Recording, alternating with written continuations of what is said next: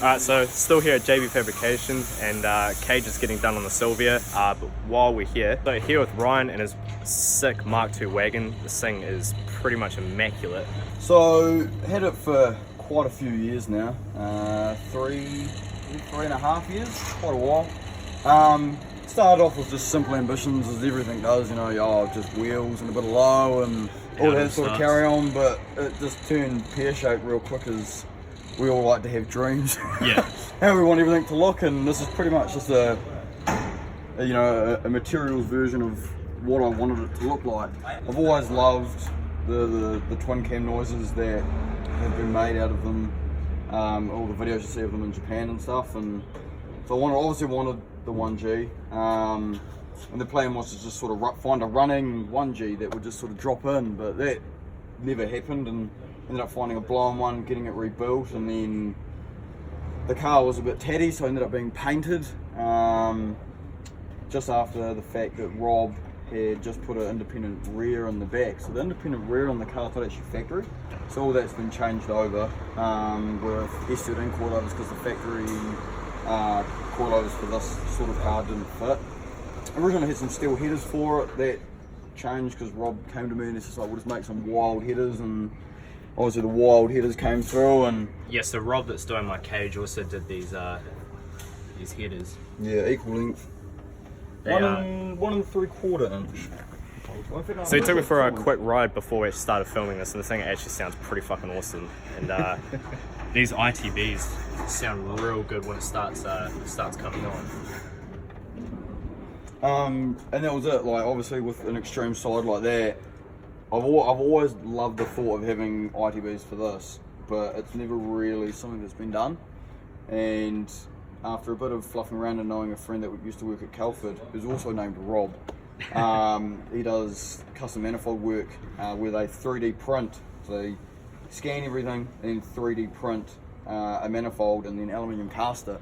Yeah. And after a bit of trial and error, we finally got it fitting properly with the TPS at the back. So I wanted the TPS at the back, so it wasn't at the front, and it's really close to the wall, which just sort of makes it fit all nice and clean and snug in the back.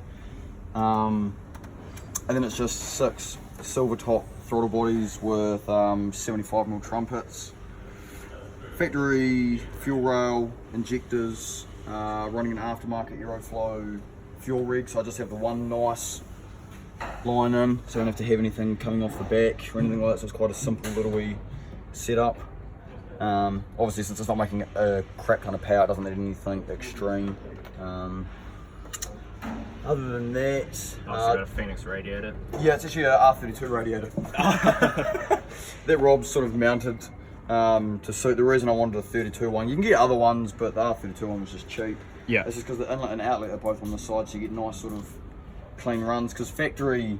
It almost seems like it was made for it.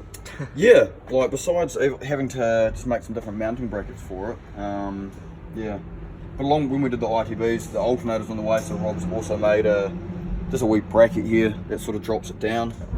And then in sticking with the theme of trying to keep everything out of the bay, so we've got overflow, window washer fluid, sort of wee cans that Rob made, and then we've just put the coil down in here for the dizzy, just so it's all out of the way, so you don't really see it while looking for it. It's a super clean engine, mate.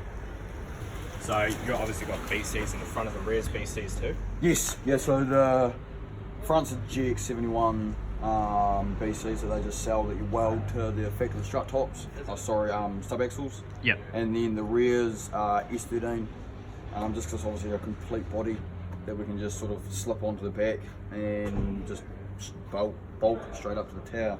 Awesome. So what wheels are these? So these are Focus Racing Mesh. Point Engineering actually ended up buying them from under me when they were in Japan. Yeah. And then I saw them show up on his website, and I'm like, yo, I was going to buy these anyway. So here we are now. They've been refurbished by him. The front is HA -15. The rear is 8.5, -21. They are kind of weak sizes for a car like this, because normally the guys in Japan run 8.5 front, 9 rear. Yeah. But I wanted it to sort of fit a wee bit nicer. Be able to fit a slightly bigger tyre on it, just because some of the tyres they run are a bit skimp. As you can see, it does rub a little with factory guards, but so it's factory, but it's just been sort of like rolled up in here, just to sort of help it fit the bigger tyre. Any adjustable arms? No. So I do have some extended front lower control arms on the way, and some other little wee bits for it, some knuckles and stuff. The back, since it's trailing arm, you can't really adjust it. They just pivot like that. Oh yeah. They do have a little bit, but nothing like R200 or anything like that. So just standard brakes as well, or? So everything's been rebuilt brake-wise. New calipers front and rear. New rotors front and rear. The fronts are actually, can't really see, but they've been drill slotted and set just in behind me. So then the mesh sort of covers it, unfortunately. Yeah, you can just see the slot in there. But other than that, that stuff's been rebuilt. All new brake pads, new brake master, new lines at the back, new lines in the bay, new handbrake shoes and all that. So it's all been, everything's more or less been rebuilt or touched at some point with this. I can't really think of anything that I haven't not touched or had rebuilt or taken apart. Even the interior is not factory for this car. It actually came out of a Japanese model GX70G. It was actually like a factory sort of grey, but we swapped it with a nice brown interior just to sort of spice it up so it didn't look so plain. Yeah. The infamous wheel. Aidan was graciously enough to help me with importing that through Mizuno Works probably about 2.5 years ago. It's 265mm, and it is now discontinued, I believe. They don't make them anymore.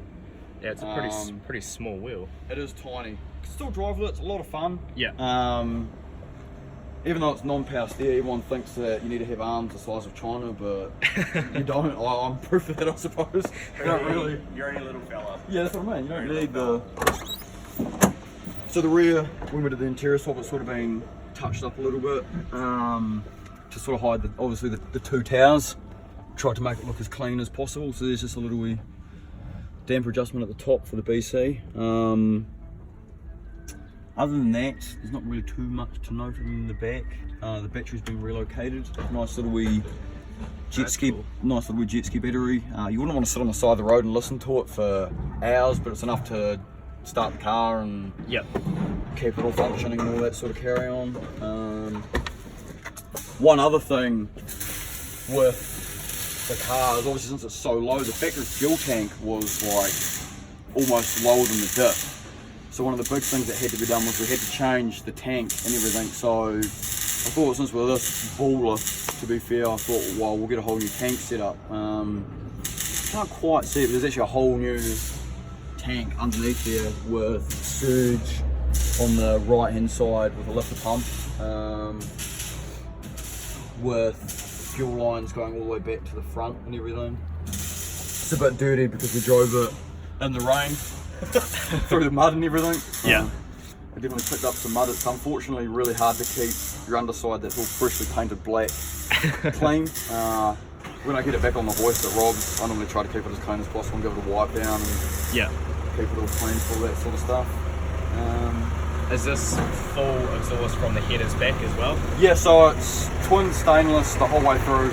The only time it doesn't go twin is just in and out of the muffler. But yeah, the muffler I don't really like. Rob and I have discussed it for months. It's just too big. You see it at the back and it needs to be tucked up more. So it's a bit more hidden. It's quite big and it still moves quite a bit. Is that the only muffler in this car? Yeah, only muffler. Yeah. Needed to have some form of muffler in there, otherwise it'd be even louder than it already is. Yeah. But I think I'll probably get a really small, really small like cylinder muffler at some point. Swap it out, probably make it a bit louder, but it is what it is. So what else do you want to do this car sort of in the future? I do have some things in the works where we'll actually be putting a a 9J up front and a 10J up back by Yep. putting a narrow rear end in it. Have parts like that just sort of in the works. They are very hard to find that rear end, but I'm hoping I've found one. I'm hoping I can make that all work, because it'll be pretty good to add another 1.5 inch of dish to that back wheel, with it still fitting the exact same. Yeah, for sure. Just has bigger sort of stance to it. Other than that, when Robbie, the guy that did the ITB manifold, he's also got a cam grinder in the works. So we're looking at doing some drop-in cams, bringing the power up from 140 to 190 to maybe even 200. Yeah. That might require a bit of head work, but we'll see how we get on. Yeah. And another thing would probably be ditch the Dizzy, go Cass, just to make it look even cleaner again, which probably should have done when we built it, but Yeah. you live and you learn. Yes. And in an ideal world, if money grew on trees, I'd probably redo the headers as well, because then obviously I don't have to worry about stepping them down to go under the Dizzy. We can just have nice sort of mid-mount swooping all the way down even at one height. Yeah. So it looks a bit cleaner.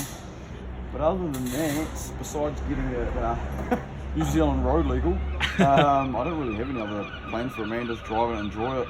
That's why I still get out in it, even though it's still impractically low and not road legal and all that. I still just love driving it. Yeah. It's great to get out in it. Well, this car definitely put a smile on my face, and that's what these cars are supposed to be all about. Yeah, man. Definitely sounds good and goes good as it is now.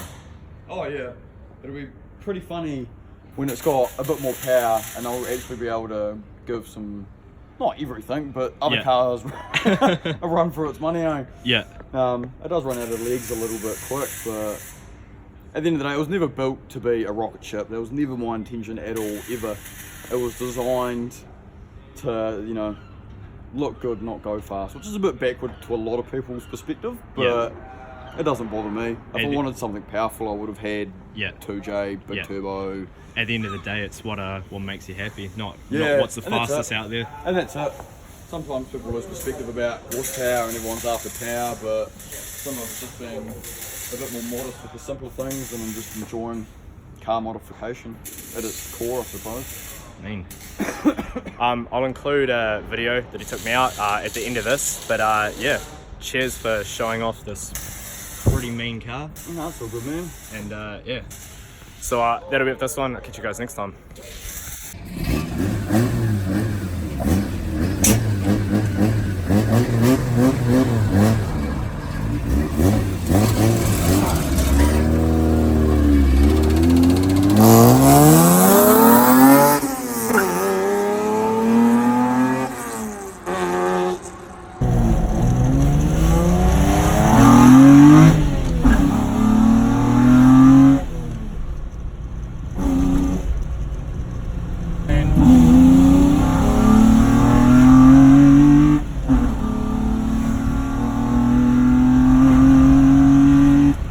Yeah, so all the power's toppy, so it comes in really late.